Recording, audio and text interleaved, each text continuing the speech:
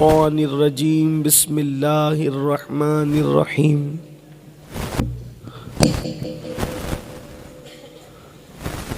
یا ایہا الذین آمنوا استعینوا بالصبر والصلاۃ ان اللہ مع الصابرین صلی اللہ تعالی علیہ وسلم۔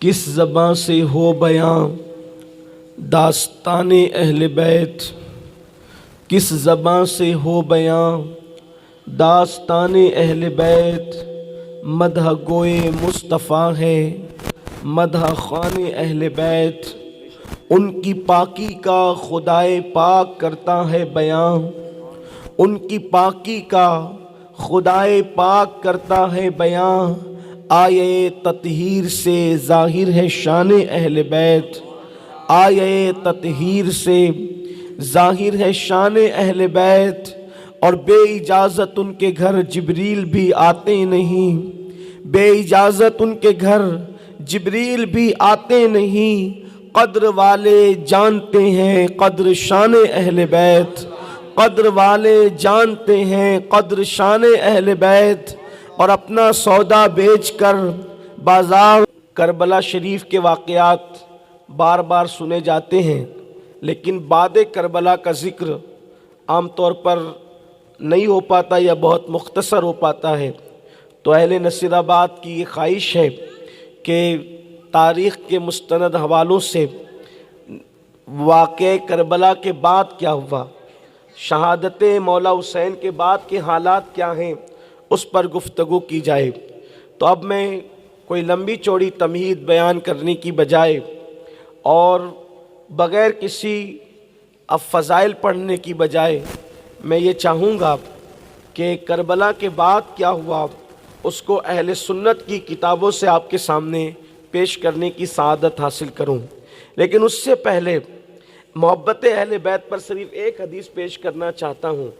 آپ سب کی توجہ، خصوصی توجہ آپ کی، میرے نوجوانوں کی خاص توجہ، ہر دور میں اہل بیت کی محبت کے ڈنکے بجے ہیں، ہر دور میں بجے ہیں۔ اہل بیت کی محبت سے روکنے کی دشمنان اسلام نے بہت کوشش کی۔ دو فرقے رہے ہر دور میں، ایک گروپ وہ رہا جو اہل بیت کی محبت کا پرچار کرتے رہے، یہ اہل ایمان کا طبقہ تھا، اور ایک گروپ وہ رہا جو اہل بیت کی محبت سے لوگوں کو روکتے رہے، یہ بے ایمان لوگوں کا طبقہ تھا۔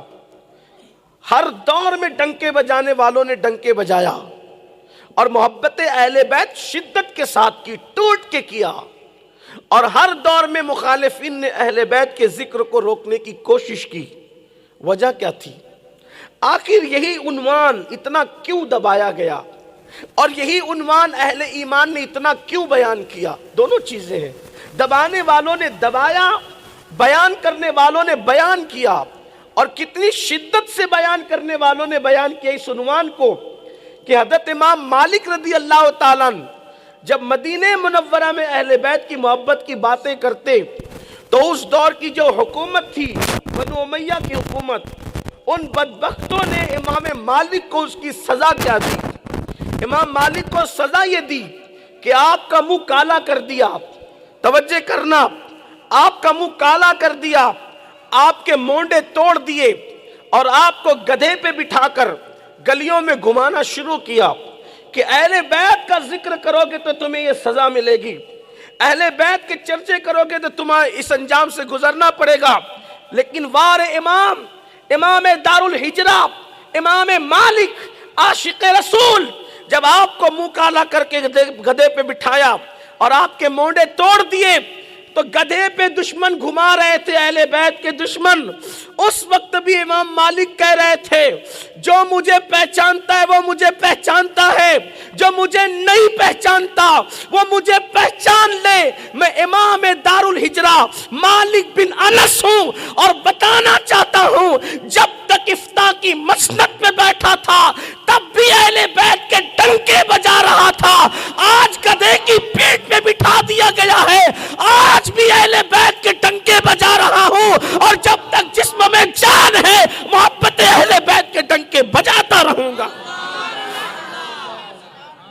محبت کرنے والوں کو صلہ دیا لوگوں نے. یہ محبت اہل بیت فطرت ہے. لوگ محبت کرتے رہے لیکن دشمن اس کو چھپاتے رہے.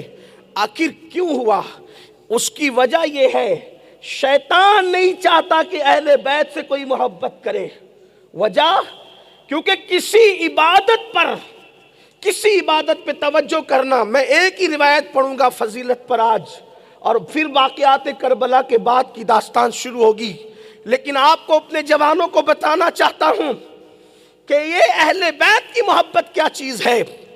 تو کسی عبادت پر وہ صلہ نہیں ملتا جو محبت اہل بیت پر ملتا ہے. آپ کوئی عبادت کر لیں اس کا صلہ وہ نہیں ہے جو محبت اہل بیت کا صلہ ہے.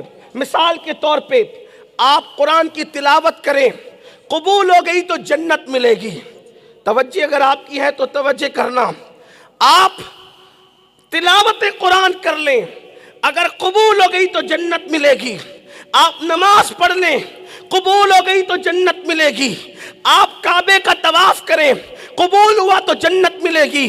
آپ حج کر لیں، قبول ہوا تو جنت ملے گی. آپ روزے رکھ لیں، قبول ہوا تو جنت. اور کیسی جنت؟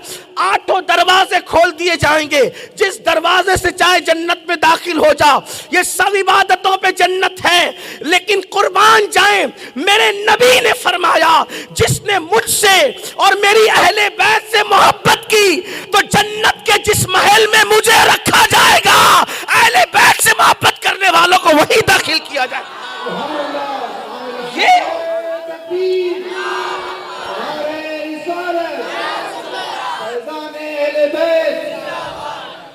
حضور جنت کے جس درجے میں ہوں گے، کس درجے میں ہوں گے حضور کوئی تصور نہیں کر سکتا. جو مجھے اور آپ کو جنت ملے گی عمل کی وجہ سے، اللہ کے فضل سے، وہ نبی کا اتارا ہوگی، صدقہ اور خیرات ہوگی. اب آپ کہیں گے وہ نبی کا اتارا اور خیرات کیسے ہوگی؟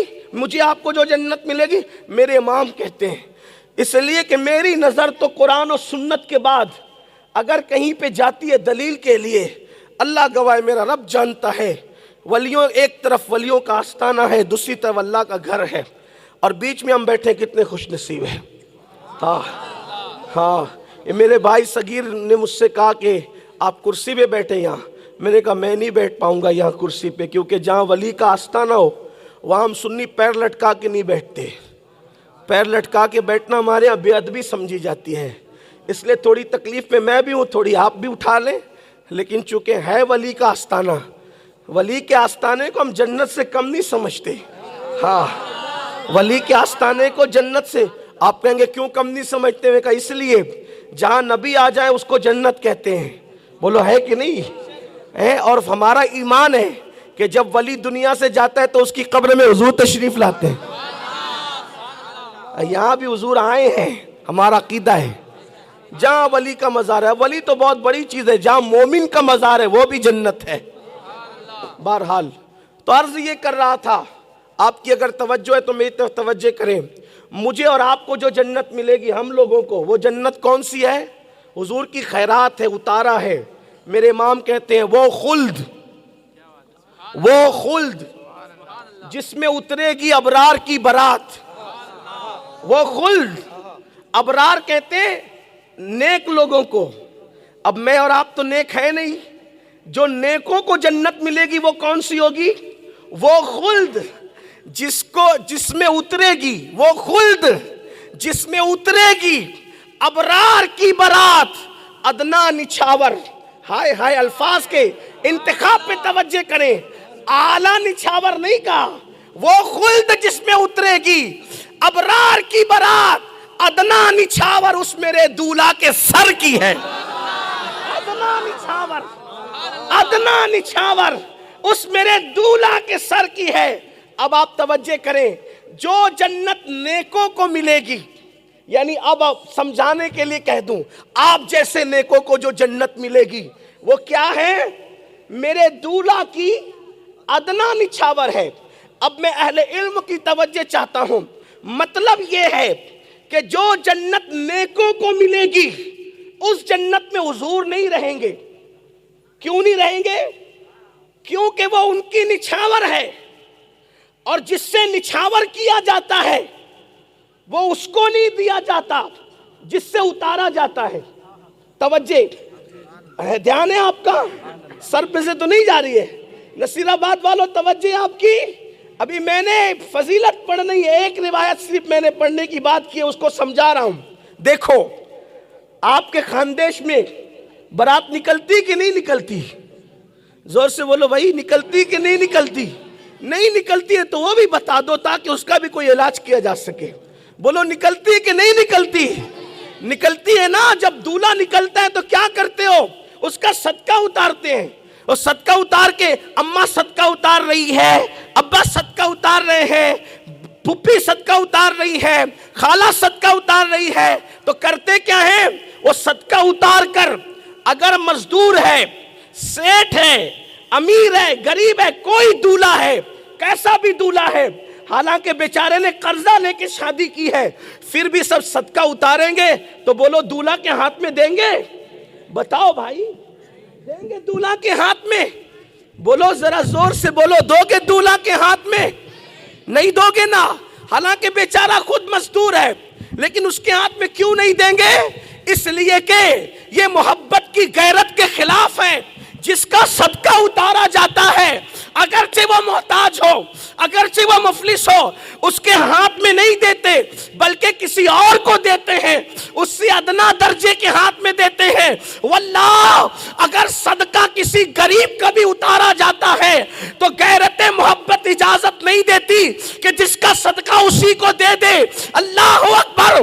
جب مفلسوں کو ان کا اتارا صدقہ نہیں دیتے تو وہ نبی جو مالک کونین ہے، مختار کائنات ہے، نبی وہ مختار کائنات ہے کہ جہاں بانی عطا کر دے، بڑی جنت ہبا کر دے، نبی مختار کل ہے جس کو جو چاہے عطا کر دے۔ خالق کل نے آپ کو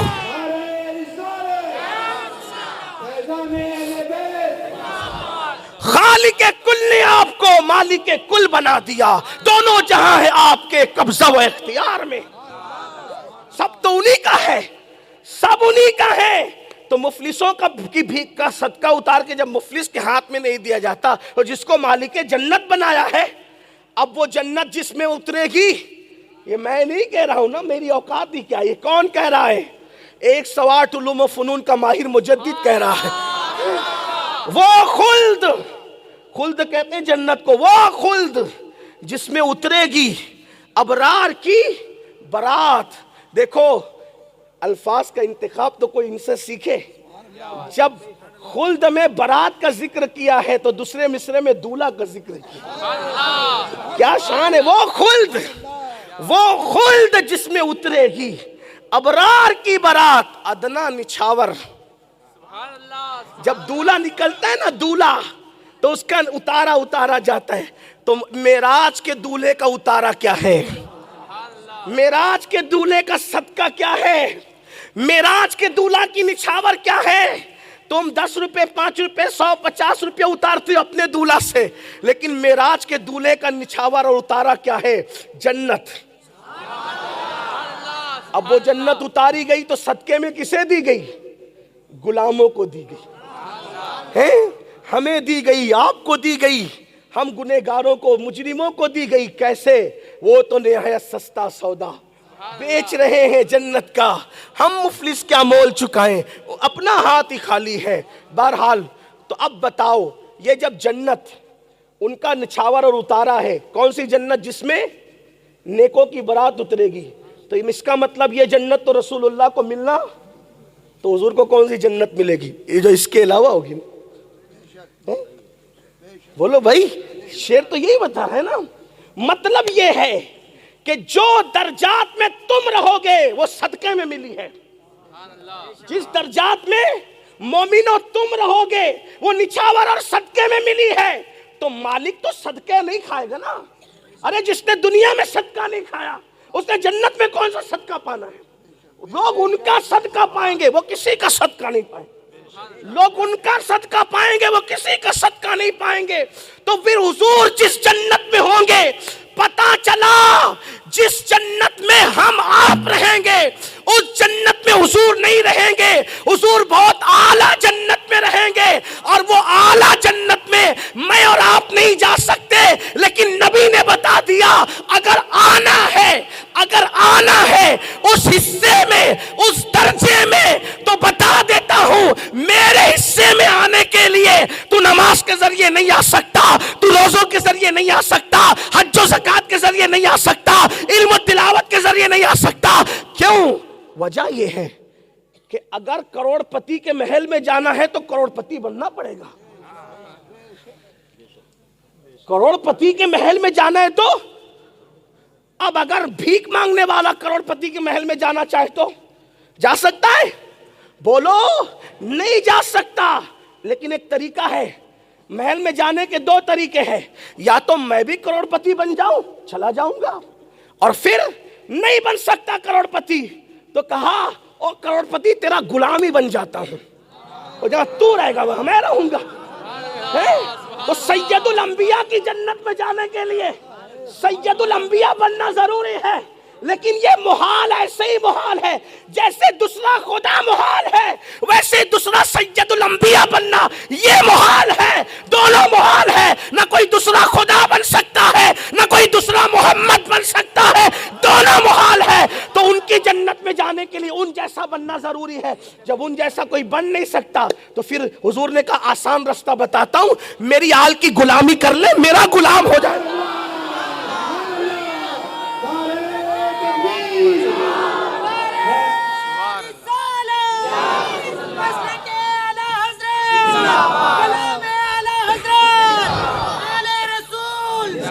یہ ایسا نعرہ نہیں لگنا چاہیے محفل، یا تو مت لگاؤ نعرہ، اور اگر لگاؤ تو پھر سنیوں جیسا لگاؤ، ہاں، کہ کافروں کے دل بھی دہل جائیں اور منافقوں کے کلیجے بھی دہل جائیں، ہاں۔ اور کوئی نعرہ ایک لگائے، ایک ہی لگاتا ہے نعرہ، لیکن جواب دینے والے ایسی دیانتداری سے جواب دے کہ پتہ چلے کہ کسی کو پیسے دے کر نہیں بلایا گیا ہے، بی بی زہرا کی دعوت پر لوگ آئے ہیں، ہاں، ان کے شہزادوں کی خیرات لینے لوگ آئے ہیں۔ سنیو، یہ وہ محفلیں ہیں، میں اپنی قوم سے کہتا ہوں، ذکر اہل بیت کی محفلیں وہ محفلیں ہیں کہ اس میں لوگوں کی تقدیریں سنورتی ہیں، لوگوں کی تقدیریں بدلتی ہیں، لوگوں کی زندگیاں بدلتی ہیں۔ ہاں، یہ بات میں ہوا میں نہیں کہہ رہا ہوں، جو لوگ پروگرامات دیکھتے ہیں، یہ 23واں سال تھا ہمارے ہاں ذکر اہل بیت کی محفل کا۔ جب بھی میں امام حسین کی شہادت پڑھتا ہوں، غازی عباس کی، مولا علی اکبر کی، امام قاسم کی شہادت پڑھتا ہوں، لوگوں سے کہتا ہوں جو جائز مرادیں لے لو، تو زیادہ تر دو لوگ ہی مجھے نظر آتے ہیں اس میں، یا تو بیٹی کا رشتہ یا تو کوئی اولاد، اور لوگ گردن جھکا کے مانگتے ہیں۔ دوسرے سال نہیں آتا تو کہتے ہیں کہ ہو گیا کام۔ اب تو لوگ بچوں کو لانے لگے بطور ثبوت، ہاں، کئی بچے لائے اس سال، پچھلے سال بھی لائے تھے۔ اور بتائیں آپ، ارے جس کے ذکر کی محفل میں آنے سے کام ہوتا ہے اس کے گھر جانے سے کتنا کام ہوتا ہے۔ کربلا نہیں جا سکتے، کربلا والے کی محفل سجا کے دیکھو، تب پتہ چلے گا۔ آؤ در زہرا پر پھیلائے ہوئے دامن، آؤ در زہرا پہ پھیلائے ہوئے دامن، نسلیں ہیں کریموں کی، لجپال گھرانہ ہے، کائنات میں خیرات بٹ رہی ہے۔ تو اب پتہ چلا اہل بیت کی محبت کہاں تک پہنچاتی ہے، اب پتہ چلا محبت اہل بیت کہاں تک پہنچاتی ہے۔ حضور کے ساتھ جنت اگر چاہیے، حضور کا پڑوس اگر جنت میں چاہیے، اہل بیت سے محبت کرو۔ لیکن ایک وضاحت کے ساتھ کہہ دوں، اہل بیت سے محبت کا مطلب یہ نہیں ہے، اہل بیت سے محبت کا مطلب یہ نہیں ہے کہ آپ صحابہ کی گستاخیاں کرنے لگو، آپ صحابہ کی توہین کرنے لگو، خلفائے راشدین پہ نکتہ چینی کرنے لگو۔ واللہ ہم سنیوں کا نظریہ یہ ہے، اہل بیت سے سچی محبت کریں گے، لیکن کسی صحابی کی بے ادبی نہیں، کسی کی نہیں کریں گے، نہ کریں گے نہ کرنے دیں گے۔ جو صحابی کی بے ادبی کرے، واللہ ہم اس سے کوئی تعلق نہیں رکھتے، ان سے ہمارا کیا لینا، جو صحابہ کی توہین کرے۔ لیکن بہرحال تو حضور کا قرب نصیب ہو، اگر چاہتے ہو تو اہل بیت سے محبت کرو۔ بلکہ کچھ لوگ یہ کرتے ہیں کہ وہ کہتے ہیں کہ ہم نبی کے عاشق ہیں، لیکن حضور نے تو طریقہ بتایا، کون نبی پاک کا کتنا بڑا عاشق ہے، اگر یہ معلوم کرنا ہو کہ کون کتنا بڑا عاشق ہے تو تھرمامیٹر دیا میرے نبی نے، اس کے دل میں اہل بیت کی محبت دیکھو، جتنی اہل بیت کی محبت زیادہ ہوگی اتنی رسول اللہ کی محبت اس کے دل میں زیادہ ہوگی۔ اور ورنہ اہل بیت کی محبت کے نام پہ چڑھتا ہو اور حضور سے عشق کا دعویٰ کرتا ہو تو وہ چیٹنگ کر رہا ہے، بدماش ہے، وہ کبھی عاشق رسول نہیں ہو سکتا۔ تو آئیے ہم اہل بیت کا ذکر کرنے لگے، اور پھر اب ہم تصورات کی دنیا میں، تصورات کی کائنات میں ہم کربلا چلتے ہیں۔ شہادت کے بعد کیا ہوا آپ جاننا چاہتے ہیں؟ میں یہ بتانا چاہتا ہوں کہ شہادت سے پہلے جتنا ظلم ہوا اس سے زیادہ ظلم شہادت کے بعد ہوا۔ جتنا ظلم شہادت سے پہلے ہوا ہے اس سے زیادہ ظلم شہادت کے بعد ہوا ہے۔ خون سے لکھی گئی ہے داستان کربلا۔ واللہ ایک بات میرا جملہ یاد رکھنا، اللہ کو گواہ بنا کے کہہ رہا ہوں، اگر کربلا نبی کے خاندان کے علاوہ کسی کے ساتھ ہوتا، اگر کربلا نبی کے خاندان کے علاوہ کسی کے ساتھ ہوتا، پہلی بات تو کوئی وہ امتحان دے ہی نہیں سکتا تھا، لیکن اگر کوئی آ بھی جاتا تو اس کے خاندان کا نام و نشان مٹ جاتا اور ختم ہو جاتا، کیونکہ 22,000 کا لشکر اور 72 کیا ہے، نسبت کیا ہے، لیکن قربان آل نبی کا کام تھا، آل نبی ہی کر گئے، آل نبی کا کام تھا، آل نبی ہی کر گئے۔ کوئی نہ لکھ سکا ادیب ایسی کتاب ریت پر، کوئی نہ لکھ سکا ادیب ایسی کتاب ریت پر۔ اللہ اکبر۔ میرے امام حسین کی شہادت ہو گئی، آپ نے جام شہادت نوش فرمایا۔ سنان ابن انس نام کا وہ ازلی بدبخت، وہ پاپی، وہ ملعون، وہ بدبخت آیا تلوار لے کر، امام کی شہادت پڑھنے لگا ہوں، لیکن تفصیل سے نہیں، سی اشارہ، اس نے تلوار اٹھائی، اس نے تلوار اٹھائی، امام کا سر سجدے میں تھا، وہ رک گیا، پیچھے بھاگا۔ اس سے پوچھا ابن سعد نے، سنان کیوں بھاگ رہا ہے؟ اس بدبخت نے کہا، جب میں نے ان پہ تلوار اٹھائی تو میں نے رسول اللہ کا چہرہ دیکھا کہ حضور کا چہرہ نظر آ رہا ہے، اور گویا حضور فرما رہے ہو کہ تو اسے ذبح کرے گا، اس لیے پیچھے بھاگا۔ پھر اس نے کہا ہمت کر، وار کر۔ دوسری بار اس نے پھر تلوار اٹھائی، اب کی مرتبہ پھر بھاگا، تو کہا کہ اب کیا ہوا؟ تو اب میں مولا علی کا چہرہ دیکھ رہا ہوں اور مجھے ایک تنبیہ کی جا رہی ہے۔ اللہ اکبر۔ اس کے بعد وہ پیچھے ہٹا، اسی طریقے سے جو وہ اس کے بعد خولی آیا، اس کے بعد پھر شمر آیا، شمر وہ چتکبرا کتا جس کو حضور نے حدیث میں چتکبرا کتا فرمایا، وہ آیا اور آپ کی پیٹھ پر اپنا پیر رکھا۔ آپ نے فرمایا کون ہے؟ اس نے کہا شمر۔ آپ نے فرمایا صدق اللہ و صدق رسول اللہ، اللہ نے سچ فرمایا اور اللہ کے رسول نے سچ فرمایا۔ اس بدبخت نے کہا مطلب کیا؟ فرمایا میرے نانا نے مجھے بتایا تھا حسین تجھے وہ قتل کرے گا جس کے جسم پر کوڑ ہوگا، کوڑ، جو کوڑی کتا ہوگا، جو برسی کتا ہوگا، وہ تجھے شہید کرے گا۔ اللہ اکبر۔ المختصر یہ پھر امام پاک کی شہادت ہوئی۔ کہا کہنے والے نے کہا، بلکہ مولانا محمد علی جوہر نے بہت خوبصورت بات کہی، قتل حسین اصل میں مرگ یزید ہے، اسلام زندہ ہوتا ہے ہر کربلا کے بعد، اسلام زندہ ہوتا ہے ہر کربلا کے بعد۔ جب تک کربلا نہیں ہوتا تب تک اسلام کو زندگی نہیں ملتی۔ یاد رکھنا، جب کربلا ہوگا تب اسلام کو نئی زندگی ملے گی۔ یعنی کہ انسان کو انقلاب میں ہمیشہ امام حسین کی زندگی رہنمائی اور رہبری کر رہی ہوگی۔ پھر کیا ہوا؟ ادھر امام کو شہید کر دیا گیا۔ جیسے امام شہید ہوئے، علامہ جلال الدین سیوطی رحمت اللہ تعالی علیہ لکھتے ہیں، امام شہید ہوئے، سورج کو گرہن لگ گیا، سورج کو گرہن لگ گیا، آسمان سرخ ہو گیا اور دن کے وقت رات کا سما نظر آنے لگا۔ یعنی ہلکا ہلکا سورج دکھتا تھا، گہنا ہوا سورج دکھتا تھا، اور بلکہ یہاں تک لکھنے والوں نے لکھا دن کے وقت رات کا سما بن گیا، دن کو تارے دکھائی دینے لگے اور خون کی برسات ہونے لگی۔ 7 دن تک خون کی برسات ہوتی رہی، دنیا میں یہاں تک بتایا گیا، یہاں تک کہا گیا کہ جن کپڑوں پہ وہ خون برسا وہ کپڑے پھٹتے پھٹ گئے لیکن اس سے خون کا اثر ختم نہیں ہوا، جن دیواروں پہ خون پڑا وہ دیواریں خستہ ہو گئی لیکن ان سے خون کا اثر ختم نہیں ہوا۔ اللہ اکبر۔ یہ دنیا کا حال تھا کہ بیت المقدس میں جب پتھر ہٹایا جاتا ہر پتھر کے نیچے تازہ خون نکلتا ہوا نظر آتا، زمین خون اگل رہی تھی امام علی مقام کی شہادت کے بعد۔ اچھا یہ واقعات کس نے لکھا؟ محدثین نے لکھا، مورخین نے صرف نہیں لکھا، محدثین نے، بڑے بڑے علماء نے، بڑے بڑے فقہاء نے لکھا۔ بیت المقدس میں جہاں سے پتھر ہٹاتے وہاں سے تازہ خون نکلتا۔ امام کی شہادت کے ایام میں جیسے آج کل لوگ کریم لگاتے ہیں چہرے پہ خوبصورتی کے لیے، کریم لگاتے ہیں، اس دور میں لوگ غازۂ حسن لگاتے تھے اپنے چہرے پہ۔ تو امام کی شہادت کے دنوں میں جس نے چہرے پہ غازہ ملا اس کا چہرہ جل گیا اور جل کر کے سیاہ ہو گیا۔ یہ اللہ تعالیٰ نے غضب کا اظہار کیا۔ علامہ ابن الجوزی کہتے ہیں جب کسی کو غصہ آتا ہے، غصہ، تو اس کا چہرہ سرخ ہو جاتا ہے غصے کی وجہ سے۔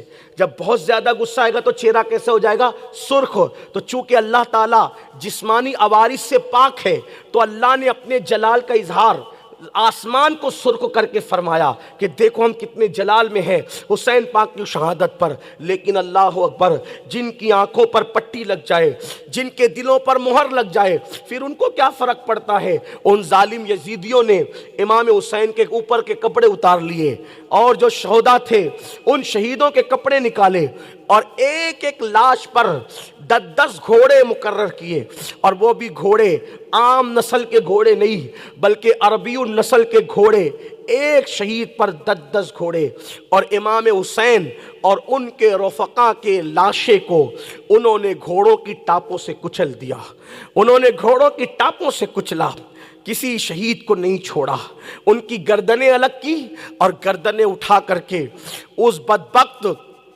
عمر بن سعد نے کہا کہ لے جاؤ کوفہ پہنچاؤ اور ابن زیاد سے کہنا کہ ہم جنگ جیت گئے، اور یہ ان کی لاشیں ہیں، ان کی لاشوں کے سر ہیں، اور لاشوں کو کچل دیا۔ اللہ اکبر۔ اب آپ سمجھتے ہوں گے جب لاشوں پر گھوڑے دوڑتے ہوں گے اس وقت ان بیویوں کا حال کیا ہوگا، ان بچوں کا حال کیا ہوگا، ان بچیوں کا حال کیا ہوگا جنہوں نے کبھی اپنی زندگی میں کسی کے جسم پہ خراش آتے نہیں دیکھا۔ ان لوگوں کے غم کی کیفیت کیا ہوگی، ان لوگوں کی تکلیف کی کیفیت کیا ہوگی۔ ہائے ہائے، کل تک کے جو خیمے گج گجا رہے تھے، جوانوں سے گج گجا رہے تھے، جوانوں سے بھرے ہوئے تھے، آج وہ خیمے خالی ہو گئے۔ صرف خیمے خالی نہیں ہوئے بلکہ اللہ اکبر، اب خیمے میں کوئی بچا بھی نہیں۔ ظالم آئے، علی اصغر کا جھولا لوٹ لیا۔ امام زین العابدین علی ابن حسین بیمار تھے، کئی دن سے بیمار، بستر پہ، چمڑے کے بستر پہ تھے، نیچے سے چمڑے کا بستر بھی کھینچ لے گئے۔ اسی پہ بس نہیں کیا، خیموں میں آگ لگا دیا۔ سیدہ سکینہ پاک جن کا اصل نام سکینہ ہے لیکن عوام سکینہ کہتے تو ہم بھی سکینہ ہی کہیں، سکینہ پاک 7 سال کی ننھی سی بچی تھی، آپ کی بالیاں نوچ لی۔ میری قوم کے جوانوں، میری بہنیں اور مائیں بھی سن رہی ہیں تو میں یہ دکھ کی داستان اس لیے بتانا چاہتا ہوں کہ خاندان نبوت نے جو اتنی تکلیفیں اٹھائی نا، وہ صرف دین کو بچانے کے لیے، وہ مذہب کو بچانے کے لیے، وہ قرآن کو بچانے کے لیے، وہ اسلام کو بچانے کے لیے انہوں نے کتنے مصیبتیں اٹھائی دین بچانے کے لیے۔ اور دین کے ساتھ آج ہم کیا کر رہے اتنا سوچو۔ جب بھی نماز کے وقت میں بستر پہ پڑے رہنے کا دل چاہے تو اہل بیت کی اس تکلیف کو یاد کر لینا، جب بھی شراب کے اڈوں پہ جانے کا دل چاہے تو اہل بیت کی اس تکلیف کو یاد کر لینا، جب بھی کسی عورت پہ پاپ کی نظر ڈالنے کو دل چاہے تو اہل بیت کی اس تکلیف کو یاد کر لینا کہ انہوں نے دین بچانے کے لیے کتنی قربانی دی ہے۔ جب بھی تمہارا دل چاہے کہ چہرے سے داڑھی مڈا کر بالوں کو گٹر میں پھینکوا دوں تو اس وقت حسین اور اولاد حسین کی اس محنت کو، اس تکلیف کو یاد کرنا، اس آزمائش کو یاد کرنا۔ کیا ہوا؟ سیدہ سکینہ پاک صرف 7 سال کی ہے، اللہ اکبر، 7 سال کی عمر میں یتیم ہو گئی ہے۔ حسین پاک جیسے باپ کا سایہ سر سے اٹھ گیا ہے۔ کان سے ایک ظالم نے سونے کی بالی کھینچی، کان کٹ گیا، خون نکلنے لگا۔ سکینہ نے سوچا مسلمان یتیموں پہ بڑا رحم کرتے ہیں، یتیموں سے بڑی محبت کرتے ہیں، کیونکہ رسول اللہ کا فرمان ہے کہ جس نے یتیم کے سر پہ ہاتھ پھیرا اس کے ہاتھ کے نیچے جتنے بال آئیں گے اللہ اس کو اتنے غلام آزاد کرنے کا ثواب عطا فرمائے گا۔ سکینہ نے سوچا کہ مسلمان یتیموں پہ رحم کرتے ہیں اور میں تو صرف یتیم نہیں بلکہ حسین کی یتیم ہوں، تو اس ظالم سے کہا مجھے پہچانتے ہو میں کون ہوں؟ میں سکینہ ہوں، حسین کی یتیم ہوں، مجھ پہ رحم کرو۔ تو اس ظالم نے صرف بالیں نہیں کھینچی بلکہ سکینہ کے منہ پہ تماچے مارنا شروع کیے، سکینہ کے منہ پہ تماچے مارنا شروع کیے۔ اسی پہ بس نہیں کیا، بیبیوں کی چادریں چھین لی، بیبیوں کی چادریں چھین لی، ان کے دوپٹے چھین لیے۔ اللہ اکبر۔ اسی پہ بس نہیں کیا، حضرت علی اصغر کا جھولا اٹھا لے گئے۔ اسی پہ بس نہیں کیا، اللہ اکبر، سیدہ زینب پاک اللہ ان کے مزار پر کروڑوں رحمت و نور کی برسات فرمائے۔ حمید بن مسلم کہتا ہے، حمید بن مسلم کہتا ہے جب خیموں کو آگ لگا دیا، یہ یزیدیوں کی طرف سے آیا تھا کربلا میں، یہ یزیدیوں کی طرف سے آیا تھا، لیکن امام حسین کی کرامت دیکھ کے وہ سائیڈ ہو گیا تھا، اب وہ صرف دیکھ رہا تھا کہ ہو کیا رہا ہے۔ اس نے بیان کیا ہے کہ میں نے دیکھا کہ جب خیمے جلنے لگے، خیمے میں آگ بلند ہو گئی، بیبیوں کے دوپٹے چھین لیے گئے، ایک خوبصورت عورت جس کا قد اونچا تھا، اونچے قد کی تھی، بڑی حسین و جمیل تھی، اس خاتون کو میں نے دیکھا، وہ خیمے پہ لگی ہوئی آگ میں کبھی چل کے خیمے کے اندر جاتی، کبھی آگ پہ چل کے باہر آتی، کبھی اندر جاتی کبھی باہر آتی۔ میں نے کہا بی بی تجھے اپنی جان سے محبت نہیں، تجھے اپنی جان سے پیار نہیں، تو یہ آگ پہ چل کے اندر باہر کیا کر رہی ہے؟ اس بی بی نے کہا اب تو میرے حسین کا ایک ہی بیٹا بچا ہے، میرے حسین کا ایک ہی بیٹا بچا ہے، دو تو شہید ہو گئے، وہ بھی بے ہوش پڑا ہوا ہے خیمے میں، ظالموں نے خیمے جلا دیے، اب وہ بے ہوش ہے، میں اس کو اٹھا کے باہر لانا چاہتی ہوں، اگر میں اس کو اٹھا کے نہ لا سکی تو قیامت تک حسینی سیدوں کا سلسلہ کس سے چلے گا؟ حسین کی نسل ختم ہو جائے گی، اس لیے میں اپنی جان پہ کھیل کے میرے اس بھتیجے کو لانا چاہتی ہوں۔ اللہ اکبر۔ حمید بن مسلم کہتا ہے کہ پھر میں نے دیکھا کہ زینب اپنے کندھے پر حسین کے اس بے ہوش بیٹے کو اٹھا کر کے آگ پہ چلتی ہوئی باہر لائی۔ یہاں آ کر میں جھک کے سلام کرتا ہوں زینب پاک کی عظمتوں کو، کیونکہ زینب صرف زین العابدین کو اٹھا کر نہیں لا رہی ہے۔ اگر میرے تصورات کی آنکھوں سے کوئی دیکھے تو آج حسین کی بہن نے، زینب نے عورت کا مقام بتا دیا، عورت کا مرتبہ بتا دیا، عورت کا حوصلہ اور ہمت بتا دیا کہ زین العابدین چوتھے امام ہے، چوتھے امام، اور چوتھے کے بعد تقریباً 8 امام ابھی باقی ہے جو زین العابدین کی پشت میں ہے۔ تو زینب صرف زین العابدین کو اٹھا کر نہیں لا رہی ہے بلکہ امامت زین العابدین اپنے کندھے پہ لا رہی ہے، جعفر باقر کی امامت اپنے کندھوں پہ اٹھا رہی ہے، جعفر صادق کو اپنے کندھوں پہ اٹھا رہی ہے، اللہ اکبر، موسیٰ قاسم کو اپنے کندھوں پہ اٹھا رہی ہے، علی رضا کو، تقی کو، نقی کو، حسن عسکری کو، بلکہ قیامت تک کے حسینی سیدوں کا بار زینب اپنے کندھوں پہ اٹھا کر کے لا رہی ہے۔ اور زینب بتا رہی ہے عورت صرف کسی کپڑے برتن دھونے والی کا نام نہیں، اگر عورت فاطمہ کا دودھ پی لے تو جو کام دوسرے مرد نہیں کر سکتے وہ کام ایک عورت سیدہ زینب کر کے بتا رہی ہے۔ یہ سیدہ زینب ہے، اسلام کی امانتوں کا بار اپنے کندھے پہ اٹھا۔ لوگ کہتے ہیں زینب کا اتنا نام کیوں ہوتا ہے؟ میں کہتا ہوں نبی سے پوچھ، رسول اللہ نے ان کا نام زینب رکھا، اور زینب کی ترتیب کیا ہے پتہ ہے؟ زین اب زین، نبی نے نام ایسے تھوڑی رکھ دیے ہمارے تمہارے نام کی طرح، اٹھائے رکھ دیے، اٹھائے نہیں، حضور نے دیکھا۔ اور زینب رسول اللہ کے گود میں پلی ہے، امام حسن امام حسین کے کان میں اذان رسول اللہ نے دیے تو زینب کے کان میں بھی اذان رسول اللہ نے دی. سیدہ زینب کو گھٹی حضور نے دی ہے. جس نے چھوٹی عمر میں قرآن حفظ کیا وہ سیدہ فاطمہ سے حفظ کیا. سیدہ فاطمہ حافظہ تھی وہ قرآن کی. اور کوفہ کی پہلی مفسرہ قرآن سیدہ زینب ہے. جس نے کوفہ میں سب سے پہلے درس قرآن شروع کیا وہ سیدہ زینب پاک. زینب کوئی چھوٹی موٹی عورت کا نام ہے؟ آپ کیا سمجھتے ہیں زینب کو؟ لیکن ان کا نام کیا رکھا؟ زین. اب زینب کا مطلب زین اب، اور زین کہتے ہیں زینت کو، اور اب کہتے ہیں باپ کو. تو رسول اللہ نے نام کیا رکھا؟ یہ اپنے باپ کی بھی زینت ہے، زینت. اور ان کا باپ کون ہے؟ باب مدینۃ العلم. جس کا بابا ہو اس کی زینت کو زینب کہتے ہیں. یہ سیدہ زینب ہے، یہ سیدہ زینب ہے. میرے گھر میں 3 بیٹے ہو گئے، بیٹی نہیں ہوتی تھی، بہتوں سے دعا کروائی. محرم شریف کی مجلس پڑھ رہا تھا، محفل میں سیدہ کا ذکر آیا، میں رک گیا اور میں نے آنکھ بند کر کے کہا یا اللہ تیرے محبوب کی بیٹی کو تو نے زینب دی تھی، مجھے بھی ایک دے اسی کے صدقے میں. اللہ کی قسم کھا کے کہتا ہوں سال پورا آئندہ محرم نہیں آیا، میرے اللہ نے مجھے عطا کیا. یہ وہ نام ہے. میں اپنی کوئی فضیلت پہ نہیں بتا رہا ہوں آپ کو، یہ وہ لوگ ہیں جن کے مزارات پہ جا کے تو کیا ملتا ہے اس کو وہ تو بیان ہی نہیں ہو سکتا. ان کے نام لے کر بھی مانگو تو خدا عطا کرتا ہے. کوئی مانگے. الحمدللہ میں شکر کے طور پہ بتاتا ہوں، میں 8 دن سیدہ زینب کے مزار پہ رہا ہوں، پوری رات بیٹھا رہتا تھا. سیدہ زینب پاک کے مزار پہ میں نے حاضر، ایسا سکون میں نے دیکھا. جو کیفیت امام حسین کے مزار کی ہے ہو بہو وہی کیفیت سیدہ زینب کے مزار. فرق نہیں کر سکتا جانے والا. اللہ اکبر. زینب پاک وہ ہے.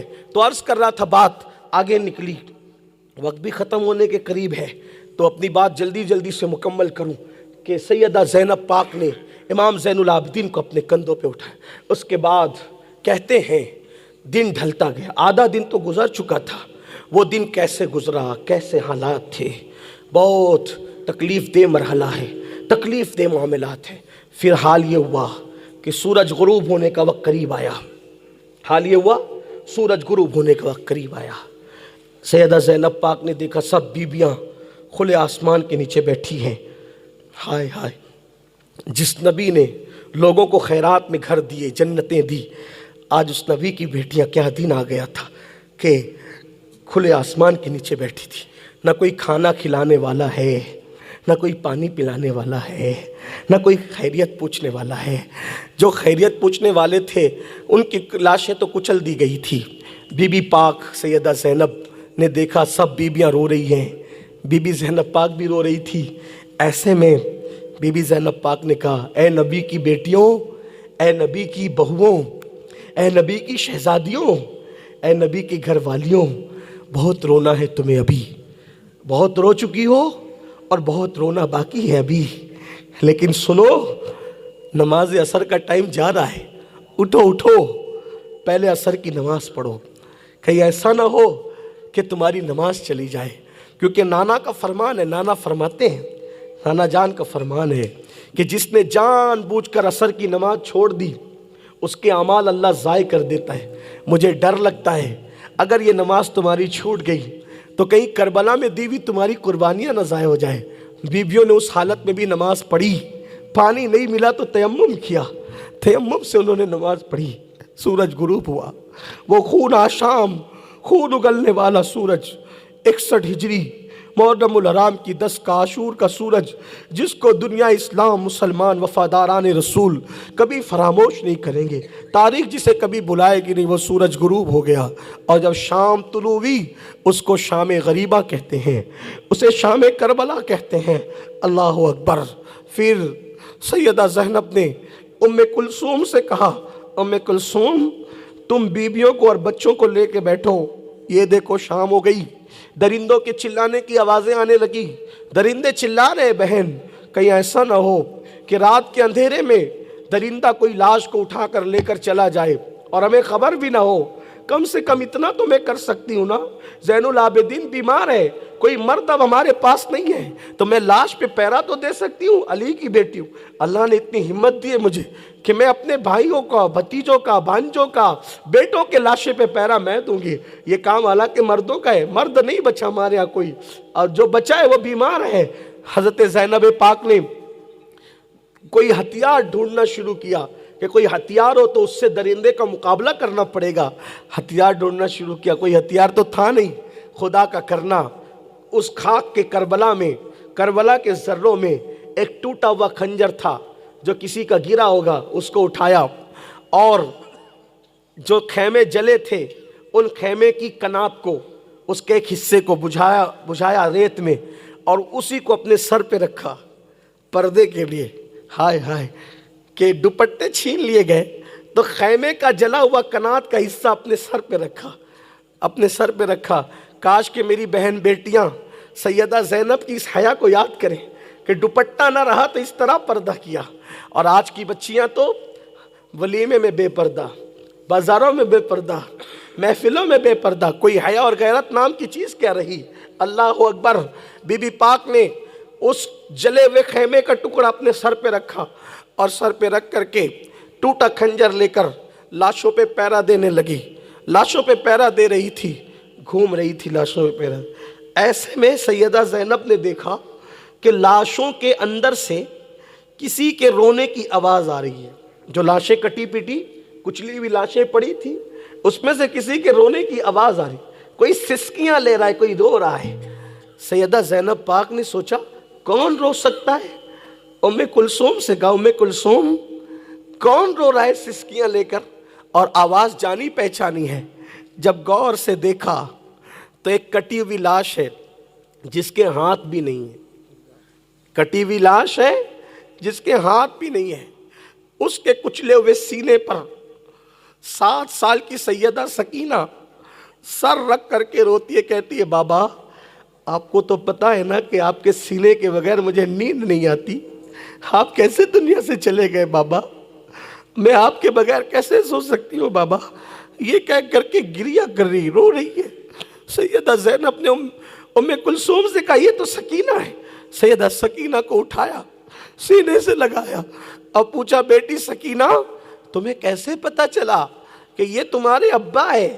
حسین کی لاش یہی ہے، یہاں تو اور بھی لاشیں پڑی ہے، سب کچھ لی ہوئی ہے، سر کے بغیر ہے، تمہیں کیسے پتا چلا یہ تمہارے بابا کی لاش ہے؟ تو سکینہ نے کہا پھوپھی امی جب میں لاشوں کے قریب آئی نا اور میں نے کہا بابا تم کہاں ہو بابا، تمہارے بغیر مجھے نیند نہیں آ رہی ہے بابا، اسی لاش سے آواز آئی تھی میری بیٹی سکینہ میں یہاں ہوں ادھر آ جا، تو اسی لاش سے میں نے آواز سنی اس لیے میں یہاں آئی۔ جو میں نے ابھی عرض کیا نا کہ امام عالی مقام کے بازو نہیں تھے، بازو کیوں نہیں تھے؟ آپ کی شہادت کے بعد اللہ نے آپ کے بازو غیبی طور پہ اٹھا لیے تھے۔ وجہ یہ تھی کہ یزید کی خواہش تھی کہ میں حسین کا ہاتھ لوں گا، حسین کا ہاتھ لوں گا، جیتے جی آپ نے اپنے ہاتھوں کی حفاظت کی، بعد شہادت اللہ نے ان کے ہاتھوں کی حفاظت کی۔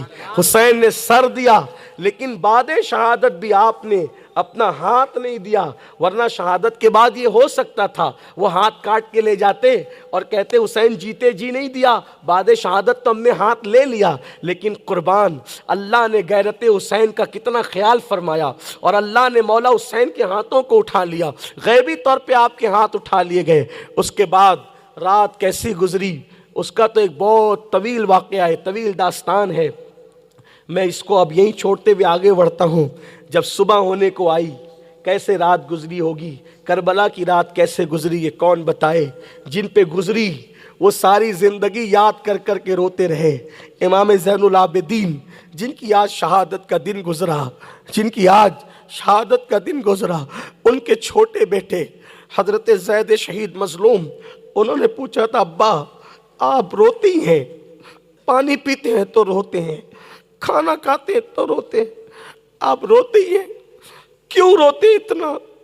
امام زین العابدین نے کہا تھا زید جو میں نے دیکھا اگر وہ پہاڑوں کو دکھا دیا جاتا تو پہاڑ پگھل جاتے۔ امام زین العابدین کہتے تھے याकूब ने एक यूसुफ खोया था, 50 साल तक के रो रो कर अपनी आंखों को सफेद कर लिया। मैंने एक यूसुफ नहीं, मैंने तो 18 यूसुफ खोए हैं, अपने हाथ से खो कर के आया।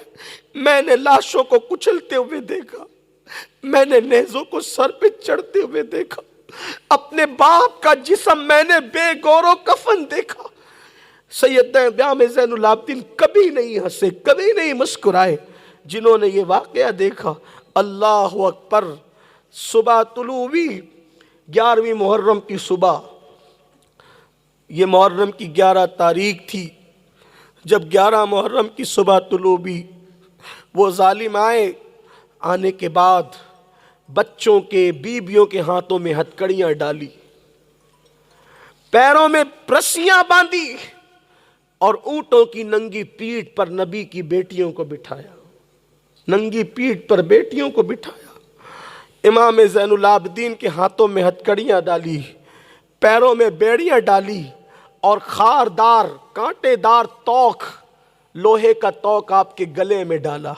हालांकि इमाम ज़ैनुल आबिदीन बीमार थे, कई दिन से आप बार बार सुनते हैं, और तोक गले में डाल के, हाथ में हथकड़ियां डाल के, पैरों में बेड़ियां डाल के, वो रस्सी ऊँटनियों की इमाम ज़ैनुल आबिदीन के हाथ में पकड़ाया और कहा, अली इब्ने हुसैन, इस रस्सी को थाम के तुम चलोगे।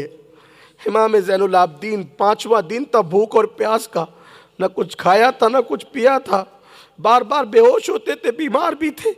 जैसे ही रस्सी पकड़ के खड़े होने की कोशिश की, आप जमीन पे धड़ाम से गिर गए। जब गिरे तो उन्होंने कोड़े मारे कि तुम लेकर नहीं चलते, कोड़े मारे। सैयदा ज़ैनब पाक ने कहा, अल्लाह तुम्हें गारत करे, क्या कर रहे हो, ये बीमार है, मेरे हुसैन का बेटा है, आखिरी बच्चा बचा है। फिर उनको भी उठा करके ऊंट की पीठ पे डाला, लेकिन कैसे डाला, छोटे बच्चों के साथ बांधा। अगर आप उठते तो बच्चों को तकलीफ होती, तो झुक करके बैठना पड़ता, झुक कर बैठना पड़ता आपको।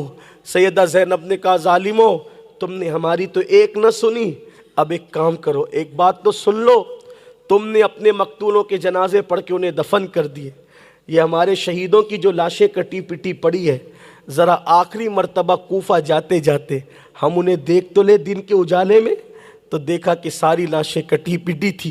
सैयदा ज़ैनब ने मदीने की तरफ रुख किया, अर्ज़ किया, नाना जान, आप पर बेशुमार दुरूद व सलाम हो, आप करबला में आकर अपने हुसैन का हाल तो देखें, जिसके लिए जन्नत से लिबास आते थे, जिनके लिए जन्नत से जोड़े आते थे, जिनके लिए जन्नत का खाना आता था, आज उस हुसैन का लाशा बेगौरो कफन पड़ा हुआ है। या रसूल अल्लाह, आप पर बेशुमार दुरूद और सलाम हो।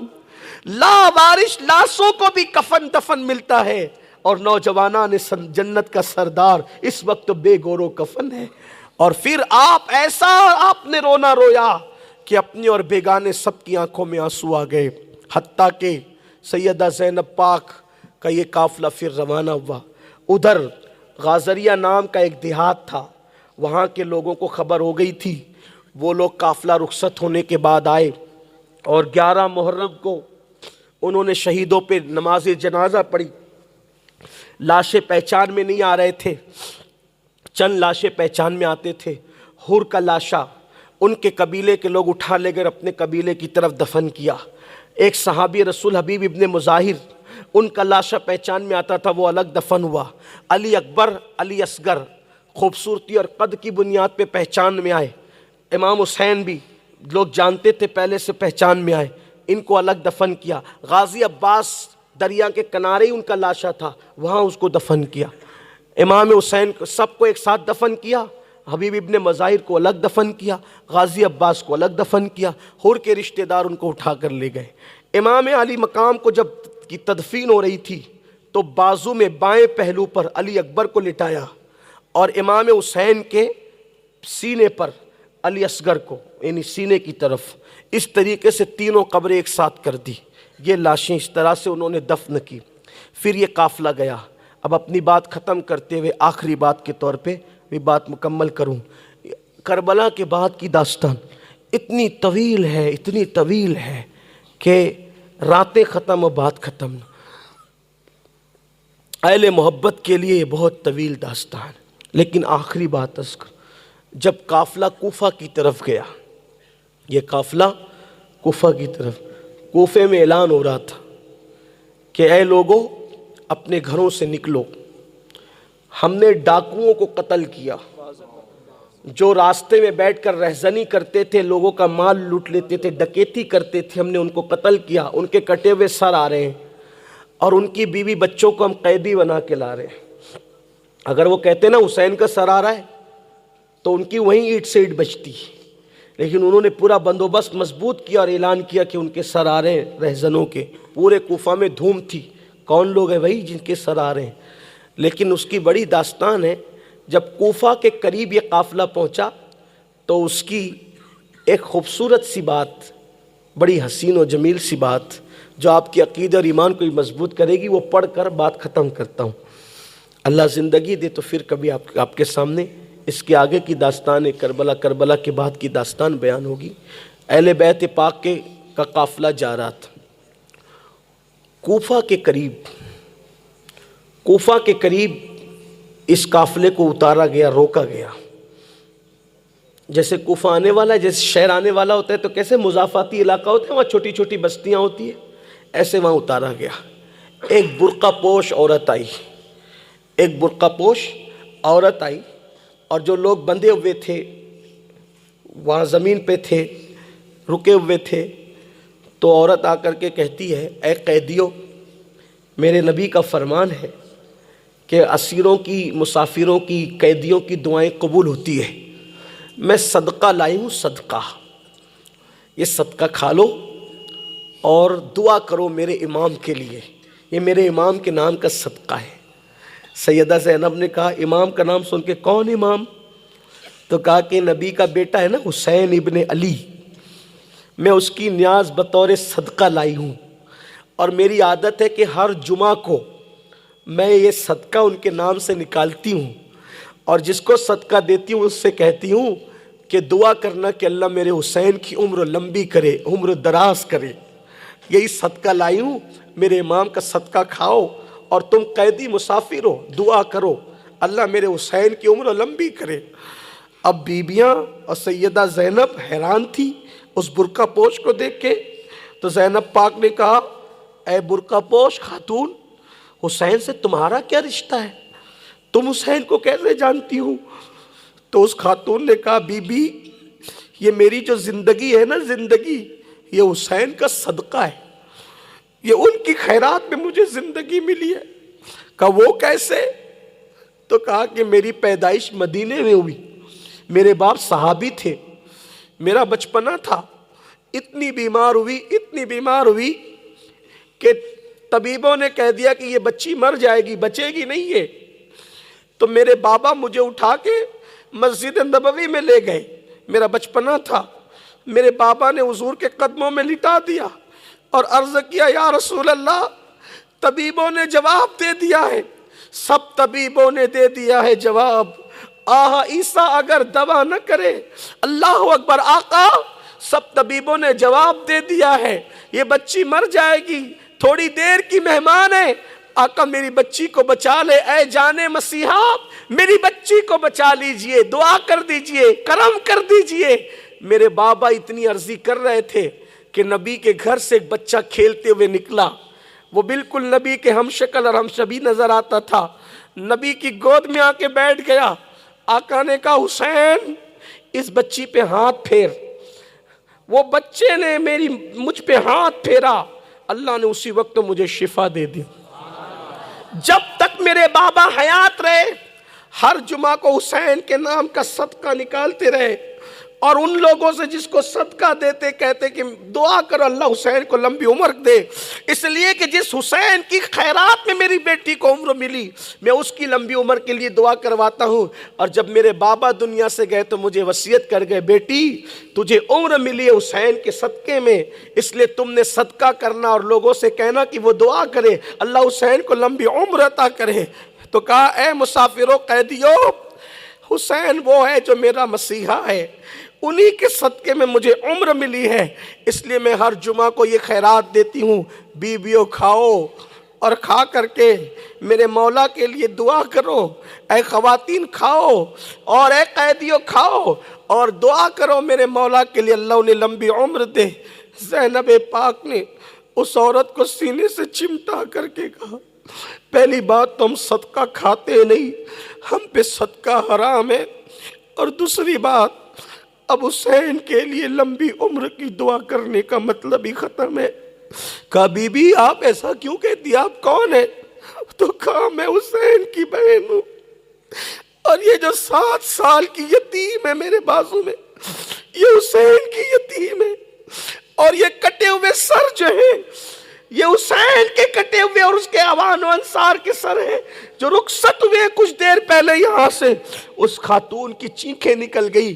یہ ہے داستان کربلا، لیکن داستان کربلا کا ماحصل یہی ہے، جتنی بھی تکلیفیں مصیبتیں اٹھائی، ایک مقصد تھا، اللہ کے دین کی حفاظت۔ سنیو، اگر اہل بیت سے سچی محبت ہے، دین پر عمل کرو، جھگڑوں سے بچو، عداوتوں سے بچو، اختلاف سے بچو، بے نمازی پن سے بچو، حرام کھانے سے بچو۔ جس دین پر امام نے سب کچھ قربان کیا، تم بھی اس دین کی پابندی کرو۔ اللہ ہم سب کو توفیق عطا فرمائے۔ دوران گفتگو کوئی غلطی ہو تو اللہ معاف فرمائے۔ کیا بات رضا اس چمنستان کرم کی، زہرا ہے کلی جس میں حسین اور حسن پھول۔ بیٹھے